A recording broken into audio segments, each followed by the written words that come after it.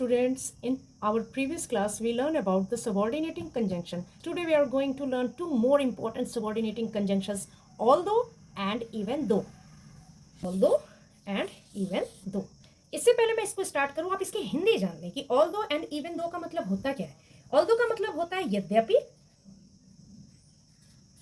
या हालांकि,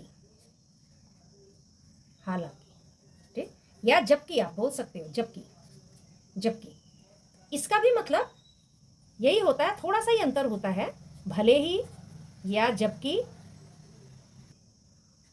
या इसके बावजूद,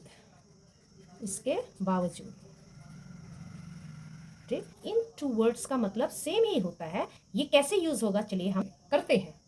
if I say although it was raining we went out to play, मतलब कहने का मतलब क्या हुआ कि हालांकि बारिश हो रही थी या जबकि बारिश हो रही थी फिर भी हम खेलने गए। तो इस यहाँ क्या देख रहे हो कि यहाँ आप देख रहे हो कि दोनों सेंटेंस के बीच में कंट्रास्ट क्रिएट हो रहा है, मतलब एक दूसरे से दोनों सेंटेंस क्या है, विपरीत है। और इन दोनों सेंटेंस में कंट्रास्ट को ही दिखाने के लिए ऑल्दो एंड इवन दो को हम यूज करते हैं। Use for a normal contrast, ये किसके लिए है, ये ऑल्दो के लिए है, ऑल्दो के लिए। Use for a normal contrast, जब आप नॉर्मल कंट्रास्ट करते हो इसमें ज्यादा प्रेशर नहीं है, दोनों का सेम मीनिंग है, लेकिन अभी ऑल्दो एंड इवन दो में यही अंतर है कि ऑल्दो जो है वो बहुत ही नॉर्मल है, जबकि बारिश हो रही थी वी वेंट आउट, ये नॉर्मल है, ठीक है ना। जबकि बारिश हो रही थी हम बाहर गए। Although she is young, mostly जो है ये पहले ही यूज होता है, नॉट ऑलवेज, बट ऐसे भी आप इसकी पहचान कर सकते हो। Although she is young she is very intelligent, जबकि वो बहुत यंग है, शी इज वेरी इंटेलिजेंट, वह बहुत इंटेलिजेंट है। तारा देखिए कंट्रास्ट हो रहा है, ऑल्दो शी इज यंग, यद्यपि वो बहुत ज्यादा यंग है, शी इज वेरी इंटेलिजेंट, वह इंटेलिजेंट है, मतलब छोटी है फिर भी इंटेलिजेंट है। इवन दो मतलब क्या हुआ, डिस्पाइट द फैक्ट दैट का मतलब इसके बावजूद। यूज्ड फॉर ए स्ट्रॉन्गर और मोर सरप्राइजिंग कंट्रास्ट, थोड़ा और ज्यादा स्ट्रॉन्गर तरीके से आप उसी बात को बोलते हो तो वो उसमें आपका इवन दो आ जाता है, ठीक है। केवल इतना ही अंतर है, अगर आप उस पर ज्यादा बल देके, ज्यादा प्रेशर, ज्यादा स्ट्रॉन्गर तरीके से आप उसको देख रहे हो, या उसमें आपको उस सेंटेंस में आपको कंट्रास्ट दिखाई दे रहा है, स्ट्रॉन्गर या सरप्राइजिंग कंट्रास्ट दिखाई दे रहा है, तो आप क्या करेंगे, वहां पे इवन दो लगाएंगे। Even though it was raining heavily, देखिए कुछ वर्ड्स होते हैं, you have to find out the stronger words. अभी देखिए क्या है, हैवली वर्ड से हमें पता चल गया कि ज्यादा स्ट्रॉन्गर है, ठीक है ना, मतलब बारिश खूब ज्यादा हो रही है। वी वेंट आउट है ना, तो यहाँ पे हमने ऑल्दो नहीं लगाया, इवन दो लगाया, इस पे ज्यादा जोर देखो, जबकि बारिश बहुत तेज हो रही थी हम बाहर गए, ठीक है ना। तो इतना ही अंतर है इवन दो एंड ऑल्दो में। We have a worksheet here, fill in the blanks. क्या भरना है हमें, ऑल्दो एंड इवन दो। याद रखना आपको केवल सिंपल कंट्रास्ट और जो है स्ट्रॉन्गर कंट्रास्ट को पता लगाना है, ठीक है ना।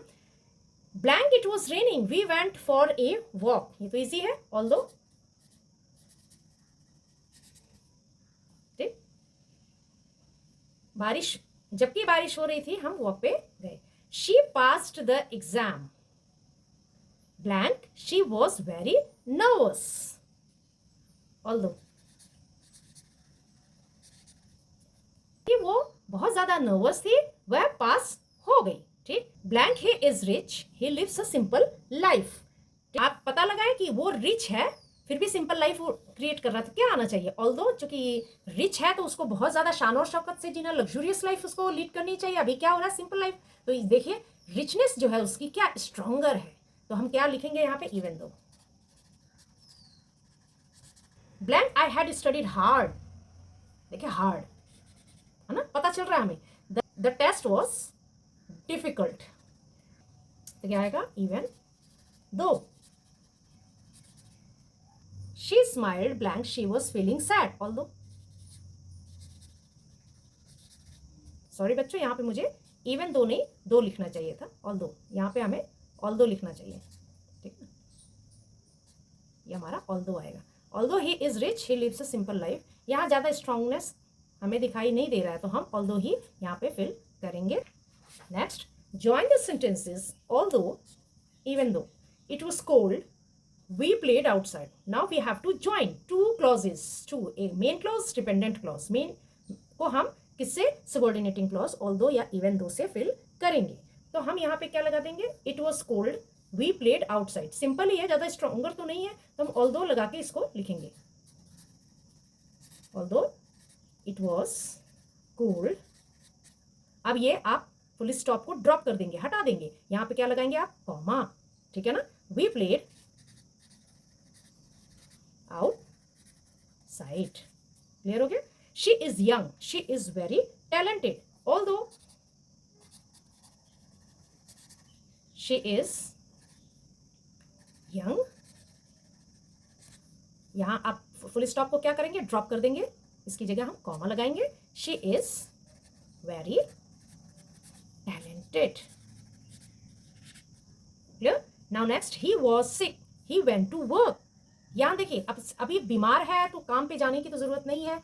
अब तो ये आपके स्ट्रॉन्गर में ही माना जाएगा, क्योंकि आप अगर बीमार हो तो आप काम पे नहीं जाना चाहिए. तो क्या लगाएंगे हम इसमें, even though. even though he was sick, full stop को ड्रॉप कर दे. you have to put here comma. he went to work. right. now next, they had little money, they helped others. उनके पास देखिए थोड़े पैसे थे, लेकिन उन्होंने दूसरों की मदद करी. तो इसमें क्या स्ट्रांगनेस दिखाया जा रहा है कि आपका कंट्रास्ट क्या, पैसे थोड़े होने के बावजूद भी आप किसी की हेल्प कर रहे हो. तो आप इसमें इवन दो लगाएं. Even though they had little money, comma कर दे इसको, बाकी का आप इसमें. So students, we learn about the subordinating conjunction although and even though. We saw that both words are used to connect two contrasting ideas and usually mean. Keep practicing by making your own examples at your home. The more you practice, the more confident you will become in the English grammar. मिलते हैं next class में. Till then, bye.